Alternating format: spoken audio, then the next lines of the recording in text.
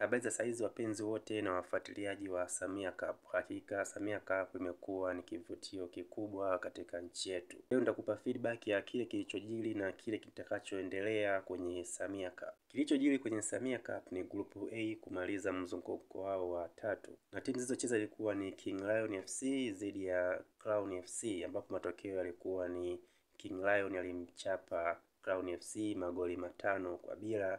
Lakini pia JSP FC walicheza na Lamata Village FC, ambapo JSP FC walimchapa Lamata FC magoli 3-0. Na msimamo wa Group A unakuwa kama ufuatavyo.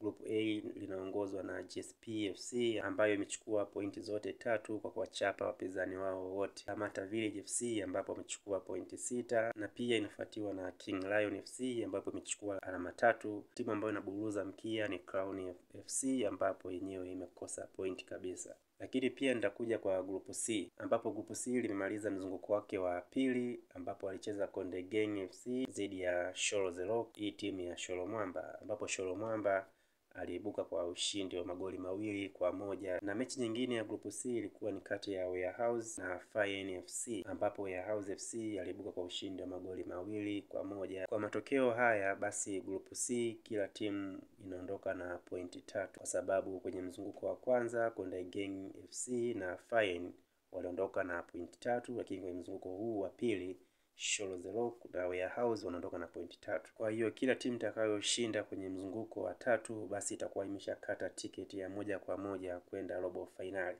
Nitamalizia kwa kuangalia kundi D, ambapo mechi ambazo zilichezwa kwenye kundi D ilikuwa ni kati ya Kings Music na Hawaii Travel, ambapo Hawaii Travel aliondoka kwa ubingwa magoli 3-0 dhidi ya King Music.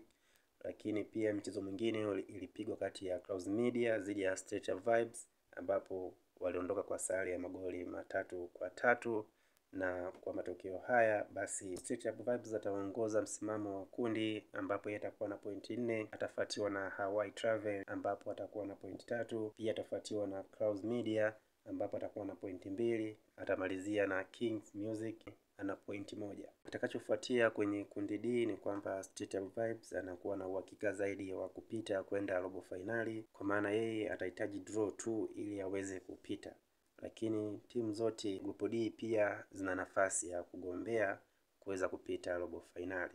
Hapa ni mechi ya kundi B, ambapo nitakuja kukujuza kipi kinaendelea kwenye hili kundi B.